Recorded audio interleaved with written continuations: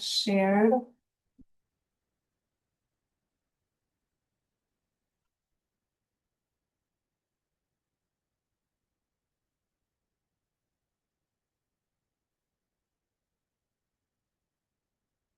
I'm gonna post in the chat if you guys want to follow along. All of our point in time and housing inventory count information is now on our website. So a lot of the documents and things we'll be talking about today can be found there. I also won't really be able to see the chat while I'm going through this. So if there's a question or a comment, come off mute and just stop me. I'm gonna try to quickly go through this because we have a lot. So today we'll do a quick pit count 101, what, who, and why. We'll go through the Counting Us app, which is new to us this year, and that's exciting. Review the paper survey, go through your role as a volunteer, best practices, and then a couple logistical coordinations, and then Q&A.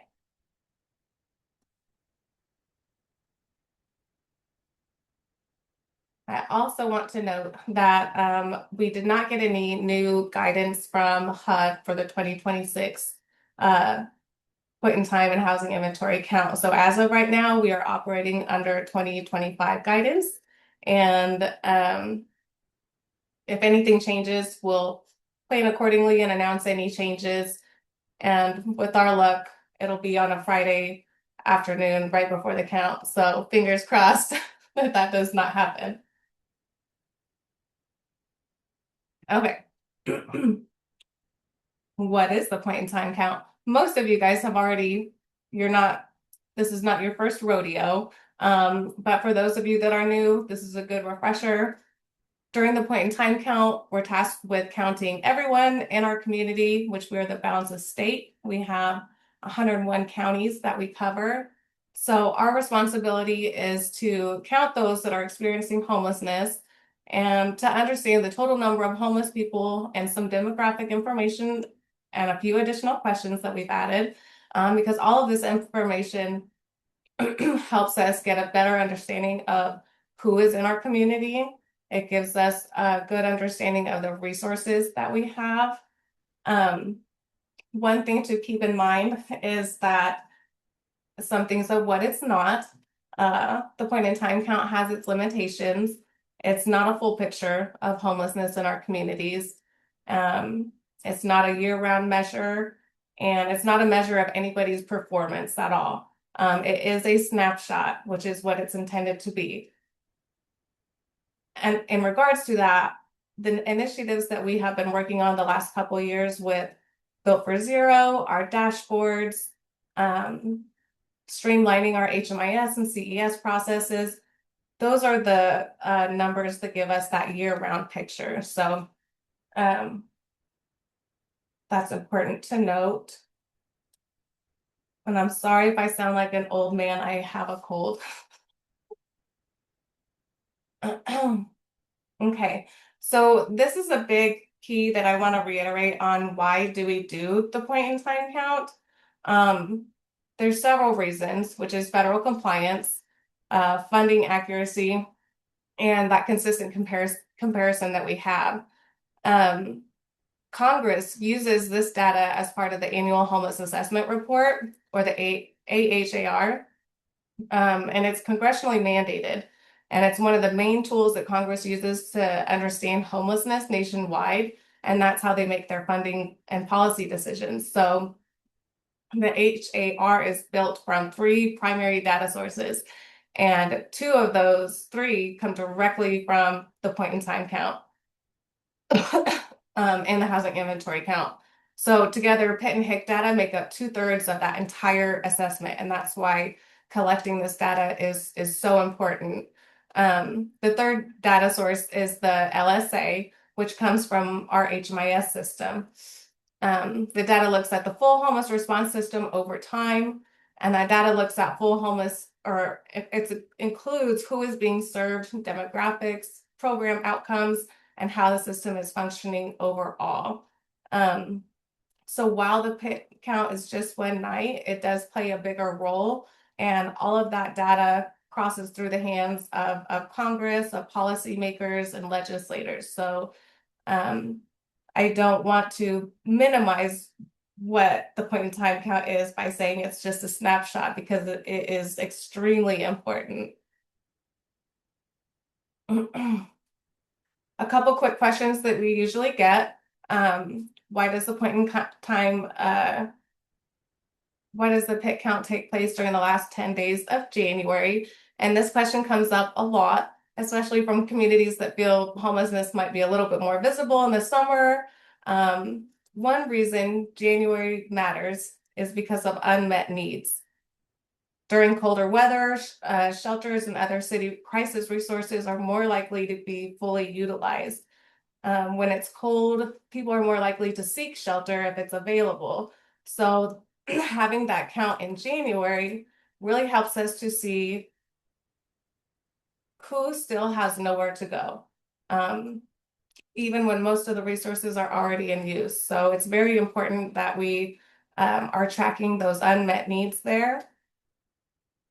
Some communities prefer summer counts because people are more visible, shelters are less full, it might be more manageable to sleep outside in warmer weather.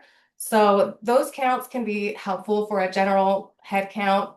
But if we're trying to correlate that count to the services being utilized, doing it in January makes the most sense. It's also for nationwide consistency. Every community counts during that same window in the last 10 days of January. We're able to track the same time frames, and the pit count also is very critical for federal reporting and national data consistency. So Built for Zero doesn't replace that, and vice versa. Why do we count at night?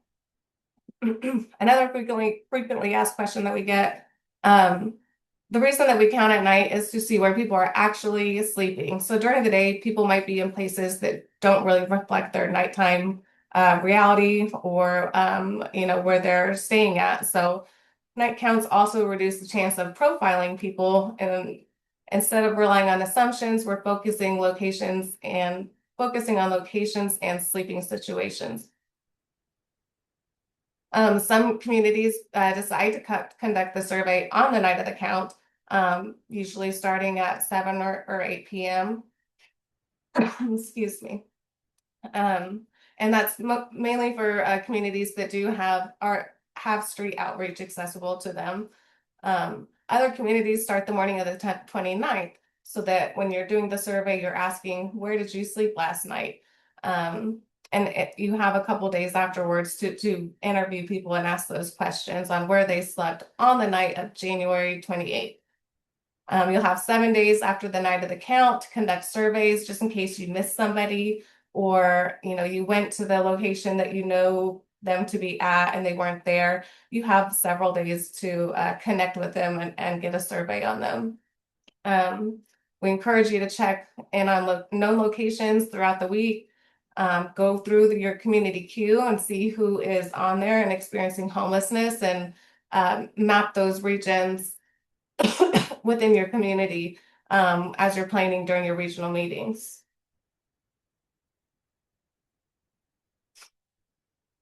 Okay, who is counted in the count? So there are two different sections of the count. There's the sheltered pit count, which includes emergency shelters, DV shelters, transitional housing, safe havens. Our unsheltered pit count, that's where we're looking in encampments, parking lots, bus or train stations.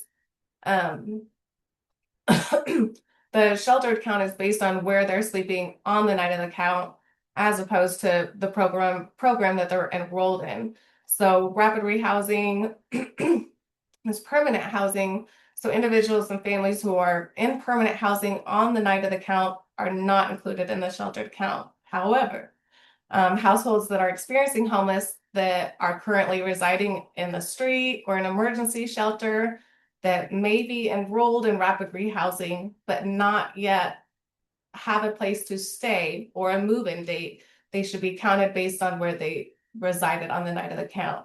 So most likely, if you have a rapid rehousing program, you have someone who does not have a move-in date, they are still unsheltered, we would complete that. We would do whichever survey it is up based on where they're sleeping, whether that's in a shelter or if it's an unsheltered count.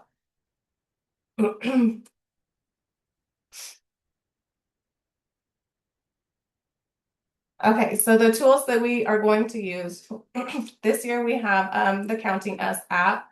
All surveys should be completed in the app. There's also a web portal whenever possible. The app includes a couple required fields that need to be completed before submission. I have those marked on our PDF version as well, so you're aware. Historically, we've always offered a paper version of the survey. This year that we're piloting with the Counting Us app, one of the main things with the Counting Us app is that we do not need nor should have a paper version of the survey, which I feel like after this year of testing it out, we can collect feedback and see what everyone felt like was the easiest. I know historically, paper surveys have always been the go-to. We might go back to our offices the next day, enter all those in. But one unique thing about the Counting Us app is that it has geolocation services, and it helps you map where in your community that you are encountering your unsheltered count. So if you're down by the river, you're at an encampment site, those unsheltered surveys will correlate to a geolocation. And we get a report afterwards and it maps those locations for us. So that would be extremely helpful for us in planning and kind of tracking movements and areas that need a little bit more attention. So, Kayla, this is Marcy. Will we be able to see what we have entered after it's entered? I guess, I know we had some problems last year where we felt like everything didn't get counted. So will we be able to see that if we don't have the paper survey as well? Yeah, so we will have a paper survey this year, but for the app, you will be able to go in and check the surveys that you've already completed. And it also has a draft section, so you can see ones that you saved and didn't complete. Okay, thank you. Yeah. Okay, so first I'm going to go over the paper survey very quickly, and then we're going to have Weston do the demo. This is on our website in PDF form. I want to just do some explaining real quick on why the survey looks the way that it does. And that's because the Counting Us app is smart. It knows which questions to skip, when to show them, and what to do. So the PDF doesn't have that superpower. It's not going to exclude questions based on the previous one for us. So I try to make it as in line with the app as possible, so that when you're going back to your office, if you choose to use the paper survey only and you go back to your office, that you're not jumping around trying to find where that question was asked. It should be in order. So I'm going to use this cool little laser tool that I have. So you'll see right here up at the top, I have shelter agency and then unsheltered encounter location.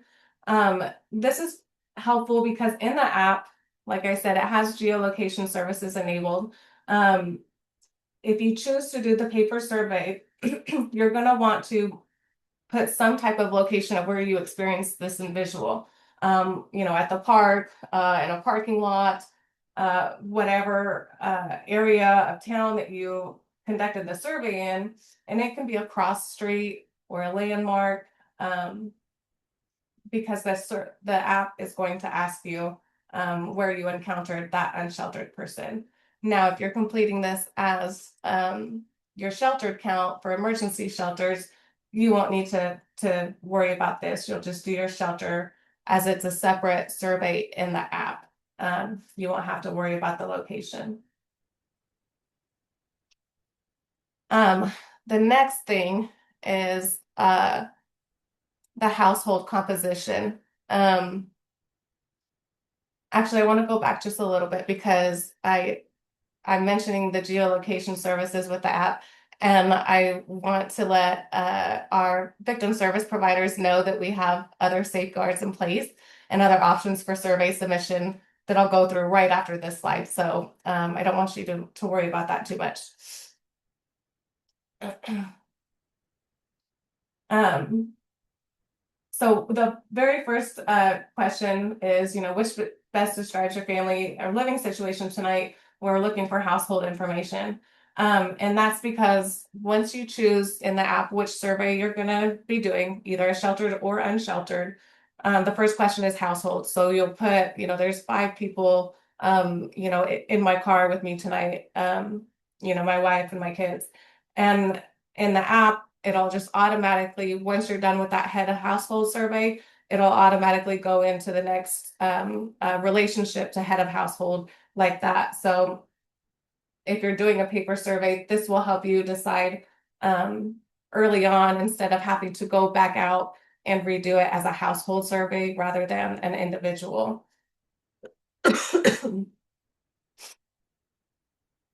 Um, Next question is, where did you sleep on the night of January 28th?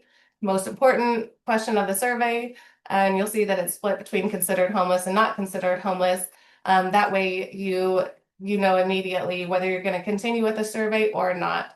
I also added in some sections right here that coincides with that app to help you determine which survey that you're going to select in the app. So if um, they're in an abandoned building or a bus or train station, obviously you're going to choose the unsheltered survey.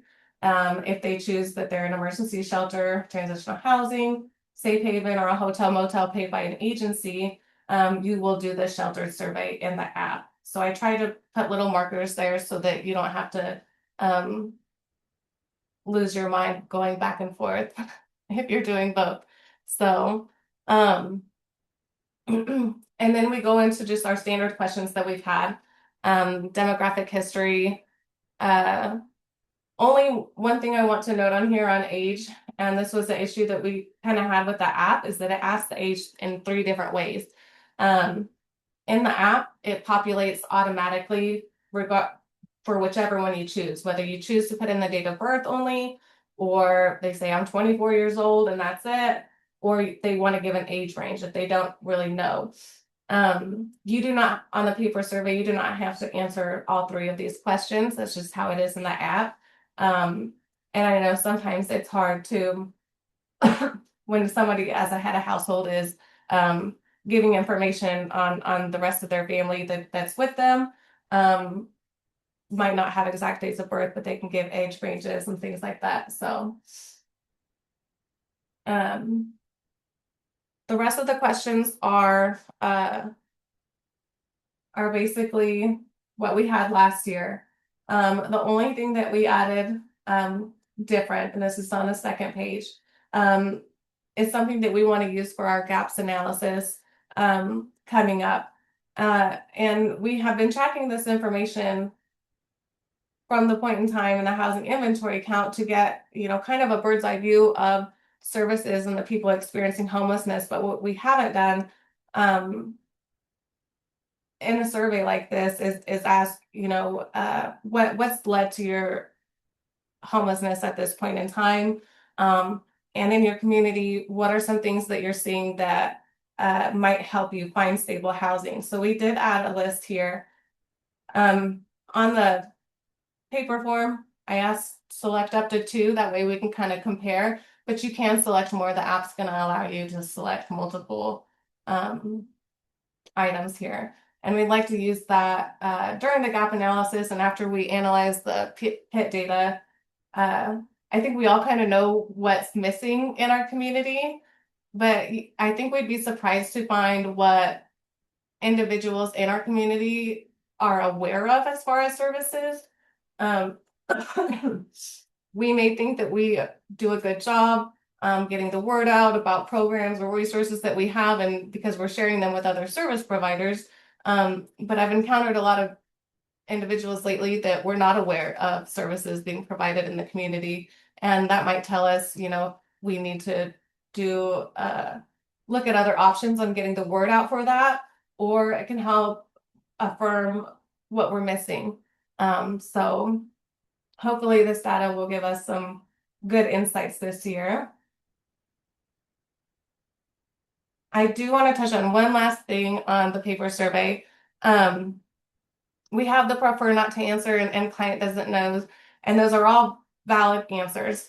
We're never going to force somebody to answer a question at all, but I do want to some notes when you're asking these questions in a conversational way, you might get a better luck at getting at an actual answer and avoid prefer not to answer and doesn't know. So when you're asking these questions in a conversational way, be mindful of that because last year, especially, we had so many blank surveys where we didn't get to collect that chronic homeless information, the disability information, everything was blank. And so we're missing a big picture in our communities as far as who is experiencing homelessness. So it's unavoidable at times. You're not going to get the answers to all of them, but I just wanted to add that little note in that it is important. It's always their right to refuse, but it's also just as important that we do our best in a kind and a intentional way to ask these questions.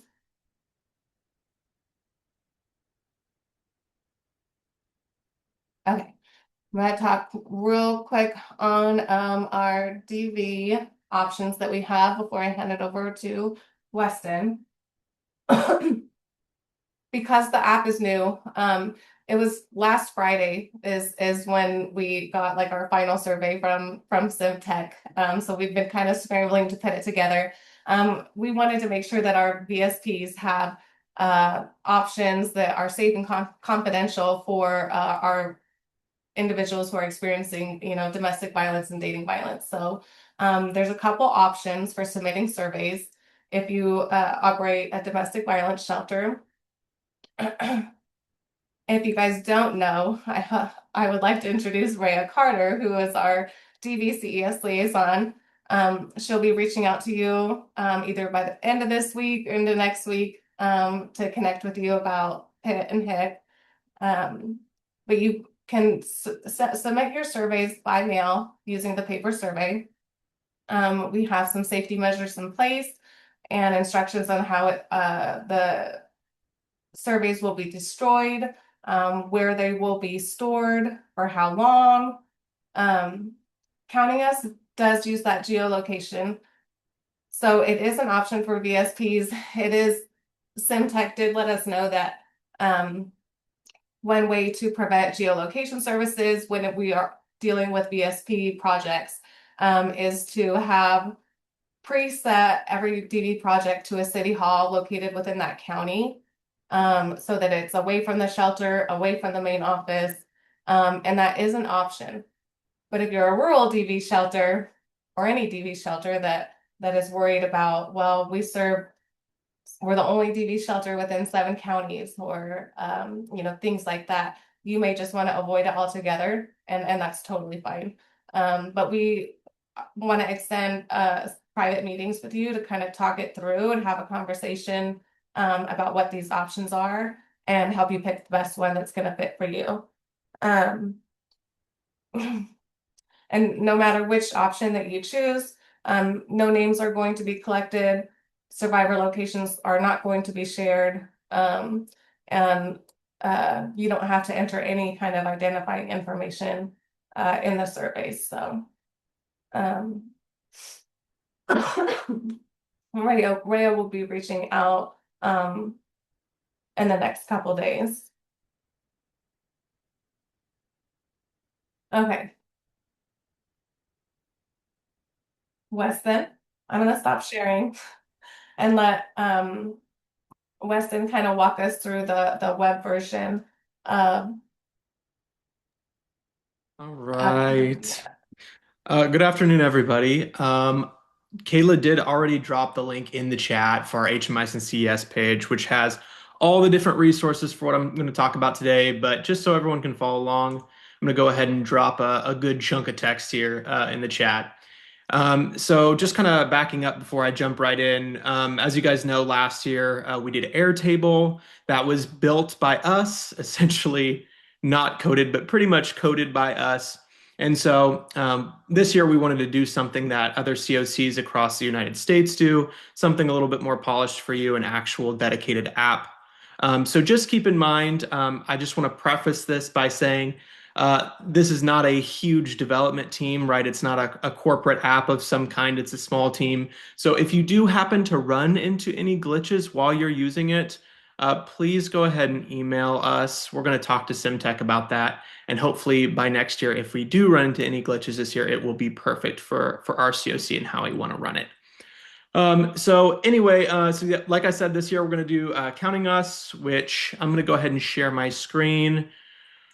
Here we go. So just so you guys know, there's two main ways to access the Counting Us app. One is via the web portal, which is just like it sounds. You just enter a URL, which I've posted in the chat for you guys. The other is via an app on a mobile device. So that could be, the Apple App Store or the Android, Google Play Store, etc.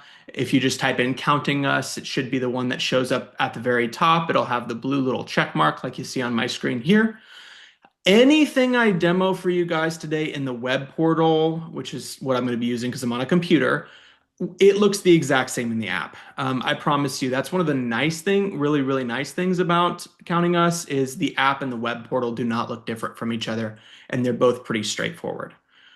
So the first thing that you want to do is register. And again, I encourage all of you to go ahead and follow along with me if you'd like.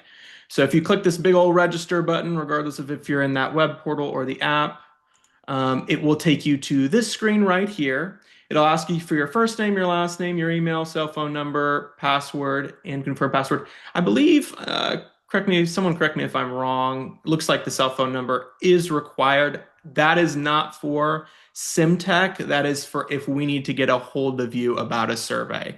So that your cell phone number has not been given to Simtech or anything like that. It's just for us. Once you go ahead and fill that information out and you click the, let me hide this real quick. You click the submit registration button.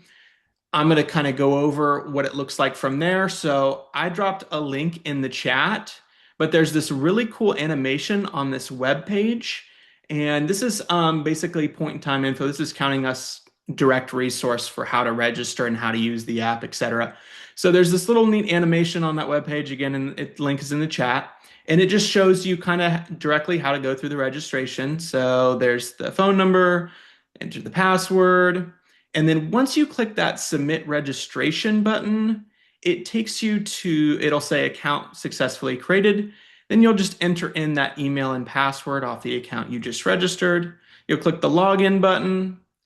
There'll be this change count button at the bottom, and you'll be able to join a count. So all you do on that screen right there is enter our key, which is, I believe it's KSBOS. I posted it in the chat. Yep, KSBOS. That'll pretty much get you into our count. It will ask you what region you're in. So you'll select, Flint Hills, Northeast, East Central, et cetera, et cetera. So then once you enter that information, you're pretty much good to go. You're in the app and you're ready for the count. So it's pretty straightforward process. If you have any questions as I go along showing you guys this information, we are going to hold some pit office hours. I posted it in the chat. It's January 15th from 10 a.m. to 2 p.m. You can also email Adele directly, and Adele and I will be working on those emails that get sent. So I know I don't have too much time today. So if you have any questions, please feel free to email us or come to those office hours, excuse me. So moving back onto the app, once you're registered and you're logged in, it will look exactly like this. Again, regardless of if you're on the web portal or the app. We are in pre-count mode. So you guys, this is phenomenal. You can go in here and you can enter fake data. Please don't enter real client data. But just completely fake data in here, just like you were going and using the survey. And you can even click the submit button and it will get deleted before the actual account goes live. So you have a complete opportunity to just test this out, see if you have any questions, see if there's anything that you want to know before the count happens. So please get in here and submit whatever you want and play around in here. The only thing that is not getting deleted come the actual count is the known locations survey. So I'm going to just talk about that first, since it's first on the list. So first things first, if you click on any of the 4 options, it's going to say, hey, could not determine your location. Would you like to enter the nearest street address? Now, if you're using the mobile app, it'll actually say, do you want this app to be able to track your location? And if you say yes, then it will always have your location, which is neat. You don't have to enter it again. But if you're using the Web Portal app, most people's computers do not track their location. So you will need to say yes and enter the address. Now, this address would be wherever you conducted the survey, right? Which is why the paper survey has that space in there at the top for you to write down the address in which you conducted the survey. Now, nobody expects you to be a master of the exact location you're at when you conduct a survey. You do not need the exact building number, whatever. If you do have that information, fantastic. But just, the street, the city, obviously state and zip will be good enough. Obviously, the more detail you can enter, the better, because we are trying to get a map of where the unsheltered are. But you don't have to enter the exact address. But if you use the mobile app, it'll track it for you. So I'm just going to go ahead and use Weston, our I'm gonna KSH. interrupt you really quick. Oh, go ahead. Go ahead. Just a reminder, when you're using the mobile app, if it's asking to use your location, unless you want to manually enter all the locations, you would want to click yes. That's what will enable the geolocation. Right. And if you try to not enter the location, it is a requirement of the app. It'll actually kick you back to the main menu. So please go ahead and enter that location. Like Kayla mentioned earlier, though, if you're a DV provider, that'll be a different process, which will be discussed with you. So you don't have to enter the exact address. I'm just going to go ahead and enter our KSHC address here. So, bada bing, bada boom. Once you have that entered, you just press submit at the bottom. It'll even show you on a map the address that you entered just to kind of confirm with you. As long as it looks good, you can click next step. And this known location survey, like I mentioned, is the only thing that is not getting deleted come the actual count being live in the Counting Us app. So basically, the known location survey is going to be used for, it's optional, first off, you do not have to do this, but it is going to be used to determine on a map where a large populace of unsheltered folks are, and it just helps us from our end assign more volunteers to that area if needed. So it's just a way for us to know where all those folks are. It's also a good way if you know that folks are in an area and they're not going to be counted for safety reasons, for whatever reasons, you can enter how many people you believe are staying at that address that are unsheltered, and that helps us with our estimation and the pit count that we can submit to HUD. So known location survey is optional, but please go in there and do that, especially if you don't think that anyone will be going to that area to interview those people. So I'm just going to click back. It'll always ask you when you click the back button, you're going to lose all your information that's currently entered. Are you sure you want to go back? I'm going to say yes. And so that's the known location survey. Again, it is not getting deleted come the actual launch. So go in there and do that if you'd like to. The other 3 options are unsheltered person survey, our unsheltered person observation tally, and the sheltered person survey. So let's go over the unsheltered first. Go ahead and click on that. It'll ask you, do you want this in English or Spanish? I'll click English. And then it's going to ask you, hey, is this an individual or is this a household? Just for demo purposes today, I'm going to select household. And then it's going to say, okay, how many adults and children are there in this household who are sleeping in the same location? I'm just going to say, maybe there's 4 people. I know it's a head of household and her 3 children, So I'll say 4. Okay. And then, of course, because I'm on the web app, it's going to ask me again to enter the address. And I'm going to jump in because if you do use the web portal to enter in your paper surveys, that's the reason on the paper version it asks that location question of where you interacted with them. So just important when you have other volunteers helping you, make sure to put which parking lot or store that you're near. That way you can enter in the correct, address. Yeah, absolutely. So once you're here, you've submitted your location. Here is the unsheltered person survey. Again, this will match the paper survey. So it'll say, has another volunteer survey worker already completed a survey with you? If you say yes, it'll say, hey, we only need one survey per person. You can click the back button in the top left corner.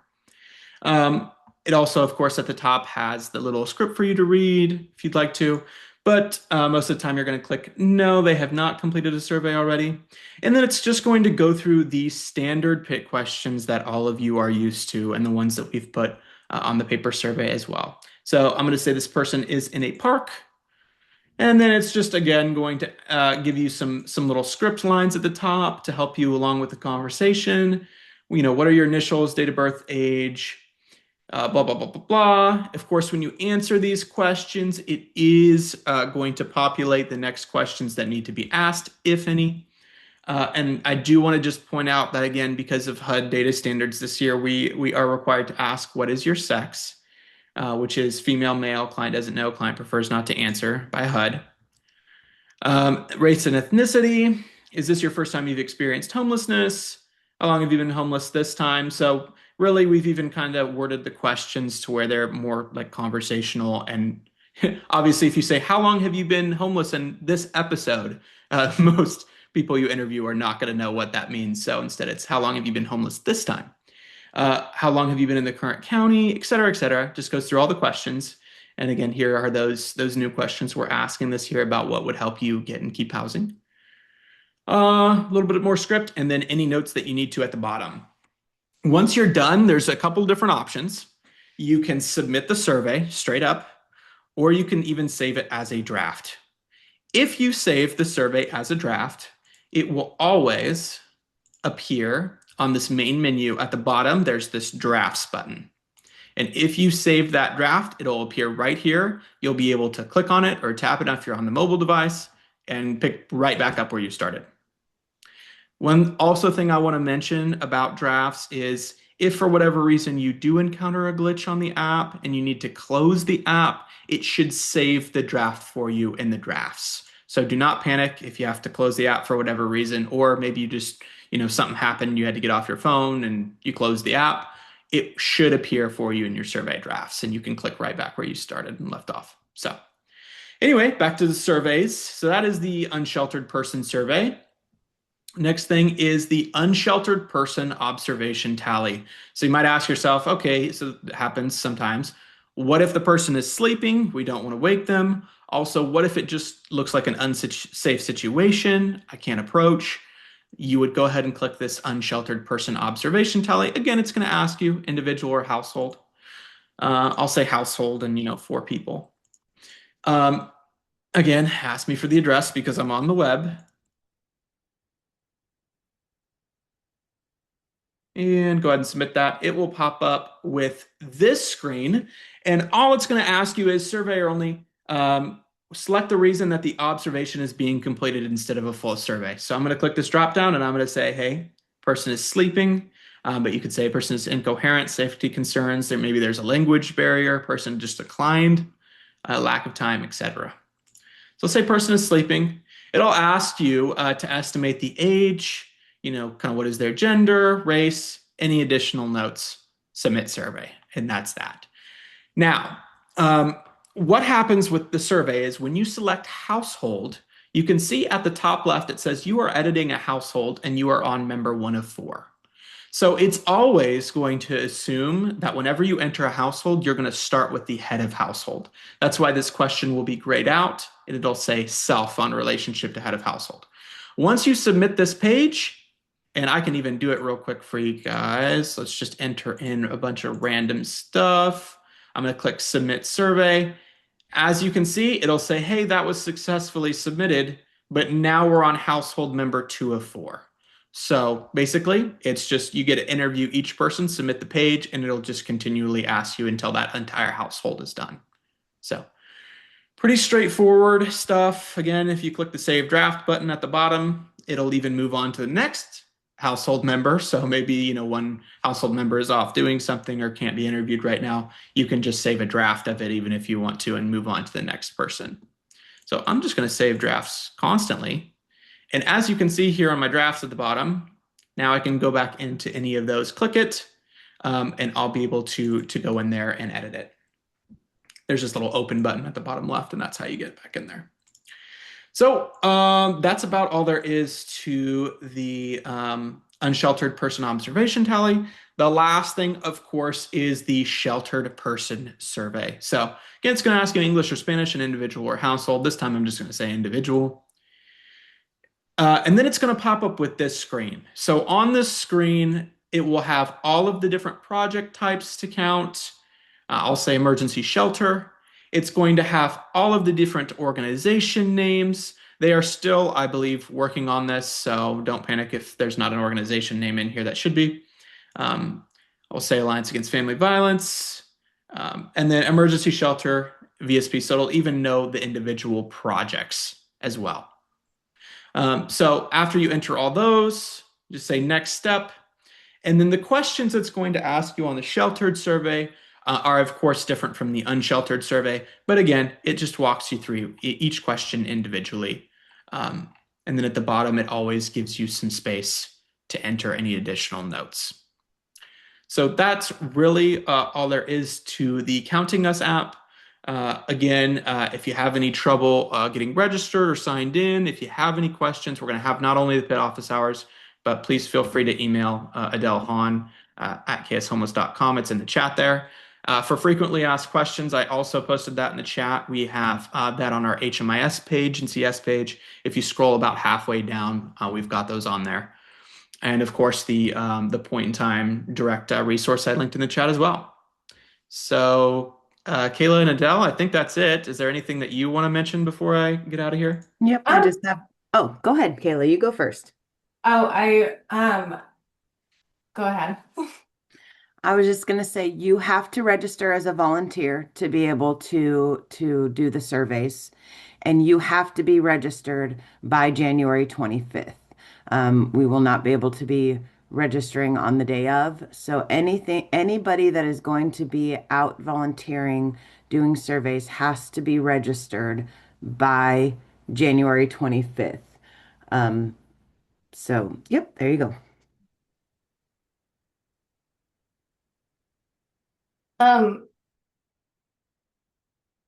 This flyer is on our website, the link that Weston had posted that kind of walks you through how to register as a volunteer. When we tested it out internally, even though we read the instructions, of course we missed something and lost an email that asked about the password. So that FAQ section on our website does in fact have, well, what do? I signed up, but I don't know what my password is. So there are some common issues that you might encounter, and we try to capture all of those on there. So, and you can download this. If you have volunteers that will be helping you on the night of the count that aren't here today, go ahead and print this out for them. One thing to mention is that the app had some limitations. It is I think they didn't take into account like a balance of state, how large we are. And so you can only sign up under one region.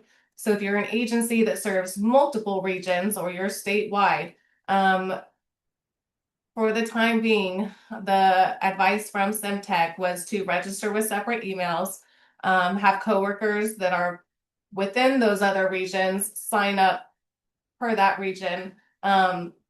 But if you run into any issues with that, again, reach out to Adele so we can help troubleshoot. And if for some magical reason they fix this before it goes live, then we will go in and edit that for everybody. You can go ahead and register and explore the app, submit those surveys right now, because we will have those removed before the count.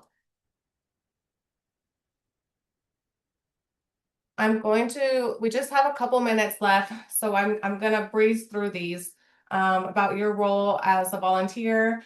This will also be, I'll have the slides posted on our website along with this recording if we don't get to get through all of it. Um,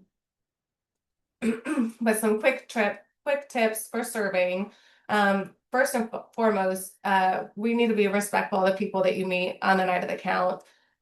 Remember that they are vulnerable and that you're asking some very personal questions, and they can feel very intrusive. So be respectful, and let them, choose to answer questions or not. It's okay if they refuse to participate. Getting their consent to talk to them and record their information is extremely important. We want them to say, yes, I agree to this survey, and respect that decision. Um, it's okay to skip some of the questions that they might have answered earlier in the conversation. Best practice is to try to do this in a conversational way so it doesn't feel so intrusive. So if they had already mentioned that they were a veteran or another question in the survey, it's okay to mark that instead of reiterating it or asking it again.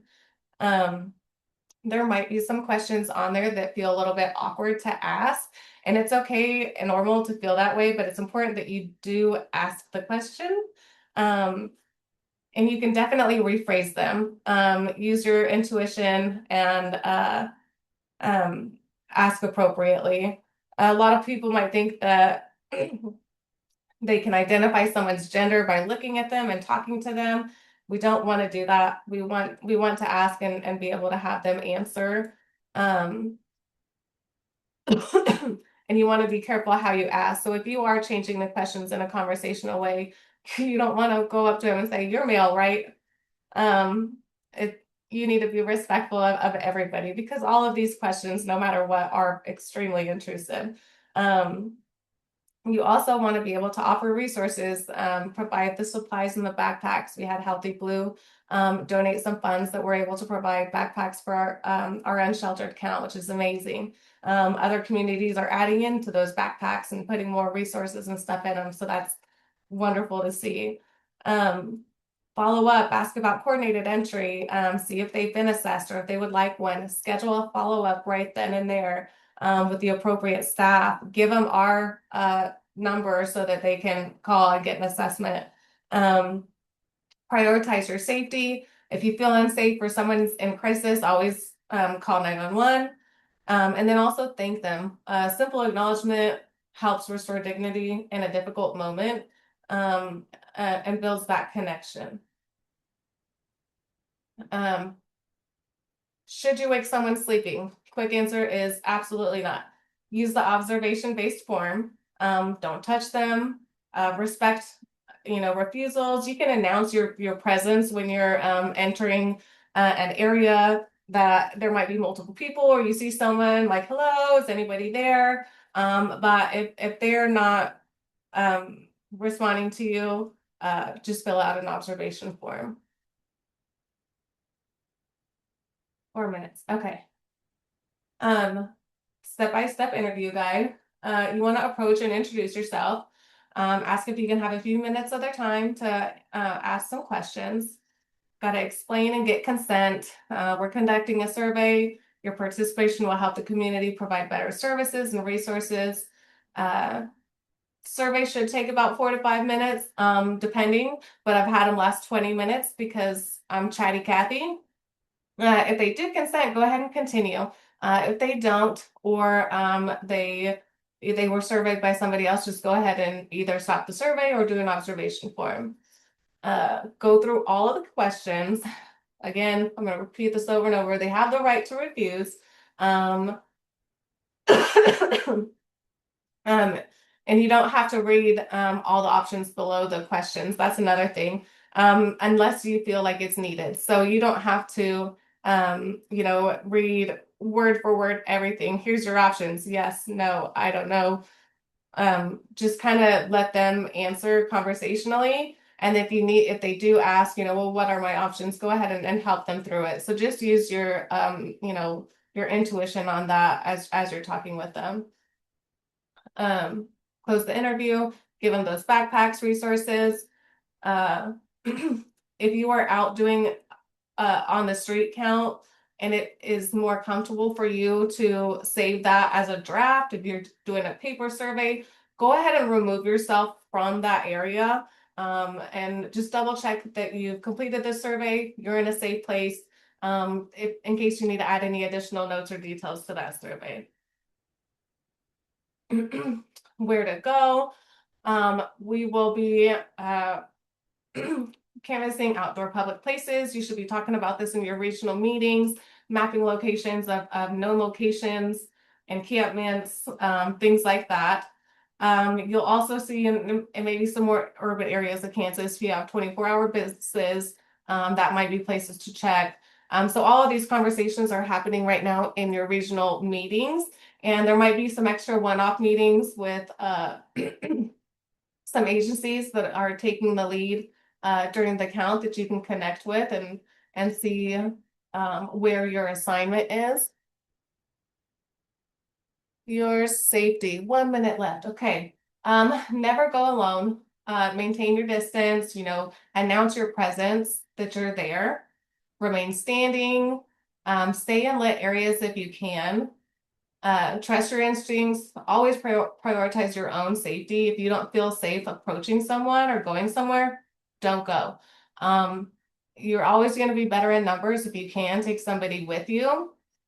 When you guys are planning in your regional meetings, you need to make sure all the volunteers have given their cell phone numbers to whoever is where your home location is. If you're meeting at an agency or at a library, to group as volunteers and go out for the count. Make sure there's a check-off list of who went out and who's come back, who's checked back in that they're in for the night. We want to make sure everybody's accounted for at the end as far as our volunteers.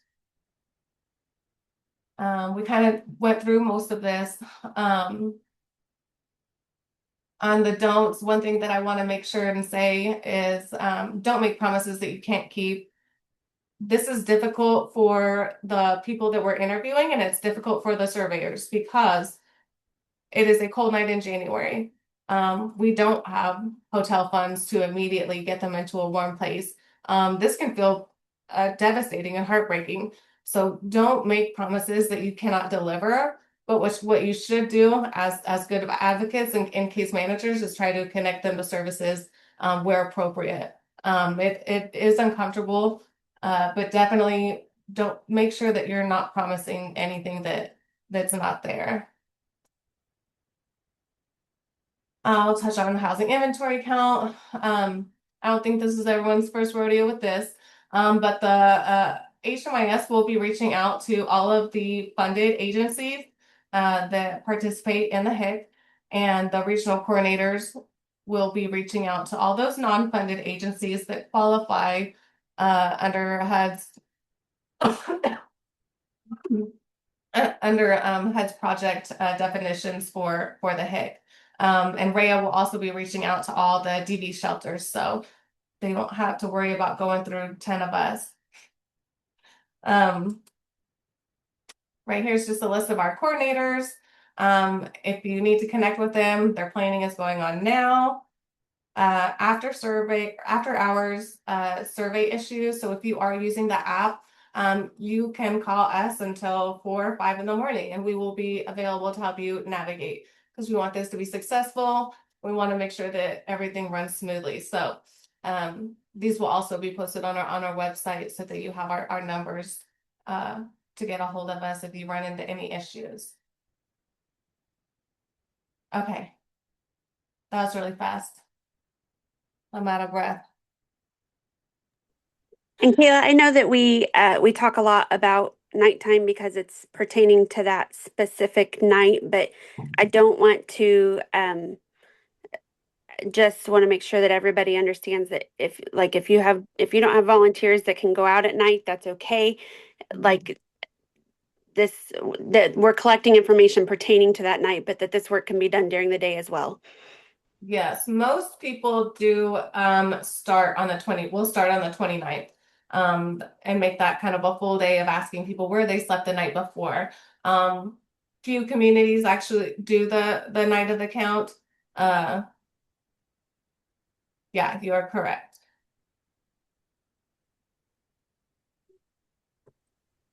What other questions do people have for Kayla?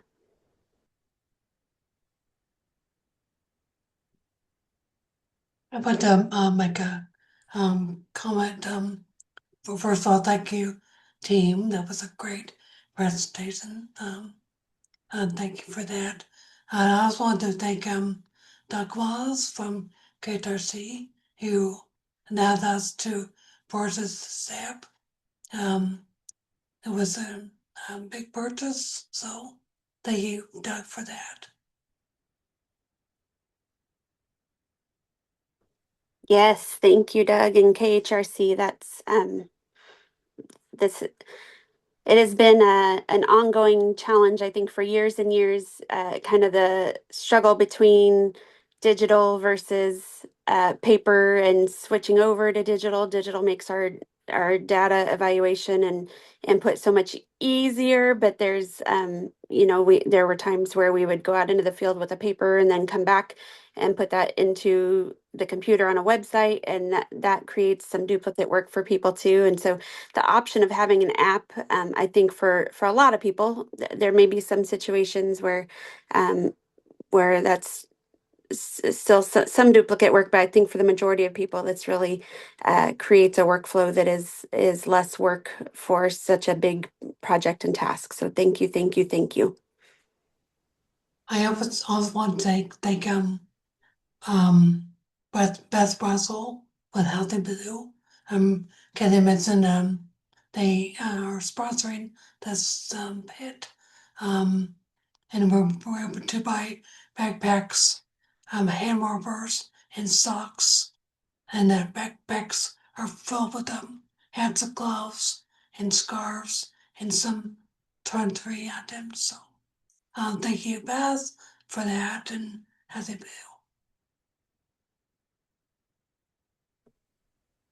Yes. Yes. I think the last thing I just want to mention is please this app is new to us this year too, and it's very new because we probably the last 2 weeks is as long as we've had to like kind of deep dive into it. And even our internal staff